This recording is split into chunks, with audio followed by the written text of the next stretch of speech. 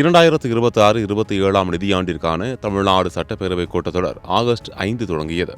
இந்த கூட்டத்தொடர் செப்டம்பர் 8 வரை நடைபெறும் என்று சட்டப்பேரவை சபாநாயகர் ஜெயஸ்ரீ பிரபாகர் தெரிவித்துள்ளார். இதனையடுத்து பட்ஜெட் விவாதம் மற்றும் துறைகள் வாரியான மானிய கோரிக்கை விவாதங்கள் நடைபெறும் நாட்கள் குறித்த விரிவான அட்டவணை வெளியிடப்பட்டுள்ளது.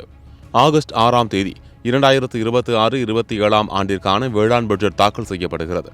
தொடர்ந்து ஆகஸ்ட் 7, 10 மற்றும் 11 ஆகிய தேதிகளில் பொது பட்ஜெட் மற்றும் வேளாண் பட்ஜெட் மீதான விவாதம் நடைபெறும். ஆகஸ்ட் 12 இந்த விவாதங்களுக்கு அரசின் பதிலுரை வழங்கப்படுகிறது. ஆகஸ்ட் 13 மற்றும் 14 ஆகிய தேதிகளில் பேரவை கூட்டம் நடைபெறாது. ஆகஸ்ட் 15 சுதந்திர தின அரசு விடுமுறையும் ஆகஸ்ட் 16 அரசு விடுமுறையும் அறிவிக்கப்பட்டுள்ளது. இதனைத் தொடர்ந்து ஆகஸ்ட் 17 முதல் செப்டம்பர் 8 வரை பல்வேறு துறைகளுக்கான மானிய கோரிக்கைகள் குறித்து விவாதங்கள் நடைபெறுகின்றன.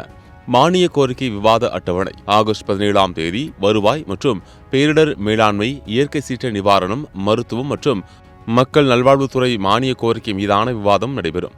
ஆகஸ்ட் 18 நெடுஞ்சாலைகள் மற்றும் சிறு துறைமுகங்கள், கட்டிடங்கள், இளைஞர் நலன் மற்றும் விளையாட்டு மேம்பாடு, மனிதவள மேலாண்மை துறைக்கும், ஆகஸ்ட் 19 நீர்வளத்துறை, ஊரக வளர்ச்சி மற்றும் ஊராட்சித்துறை, சுற்றுலா, கலை மற்றும் பண்பாட்டுத்துறைக்கும், ஆகஸ்ட் 20 உணவு மற்றும் நுகர்வோர் பாதுகாப்பு கூட்டுறவு துறைக்கும், ஆகஸ்ட் 21 சிறப்பு திட்ட செயலாக்கம், நீதி நிர்வாகம், எரிசக்தி, சிறைகள் மற்றும் சீர்திருத்த பணிகள், சட்டத்துறை, இந்து சமய அறநிலைத்துறைக்கும், ஆகஸ்ட் 24 நகராட்சி நிர்வாகம் மற்றும் குடிநீர் வழங்கல், செய்தி மற்றும் விளம்பரம், எரிபொருள் மற்றும் அச்சு, பள்ளிக்கல்வி, தமிழ் வளர்ச்சி, உயர்கல்வி ஆகிய துறைகளுக்கும் மானிய கோரிக்கை மீதான விவாதம் நடைபெறும். ஆகஸ்ட் 25 இயற்கை வளங்கள், தொழில், முதலீட்டு ஊக்குவிப்பு மற்றும் வர்த்தகம், தகவல் தொழில்நுட்பம் மற்றும் டிஜிட்டல் சேவைகள் துறைக்கும், ஆகஸ்ட் 27 சமூக நீதி, பிற்படுத்தப்பட்டோர், மிகவும் பிற்படுத்தப்பட்டோர் மற்றும் சிறுபான்மையினர் நலத்துறைக்கும், ஆகஸ்ட் 28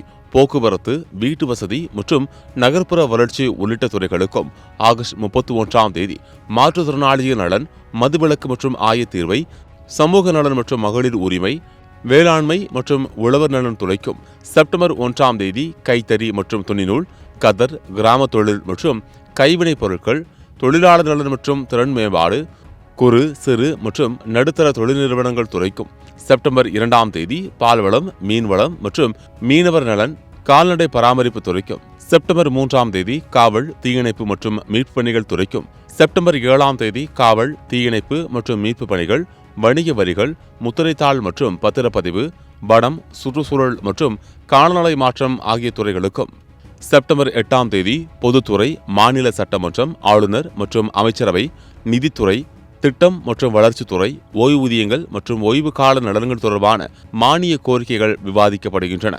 இதன் மூலம் 2026 முதல் 27 ஆண்டுக்கான பட்ஜெட் மற்றும் பல்வேறு அரசு துறைகளின் செயல்பாடுகள் குறித்து சட்டப்பேரவையில் விரிவான விவாதங்கள் நடைபெற உள்ளன. கிரியாஸின் அதிரடி ஆடி சேல் 70% வரை தள்ளுபடி. கிரியாஸ், இது நம்ம ஃபேமிலி.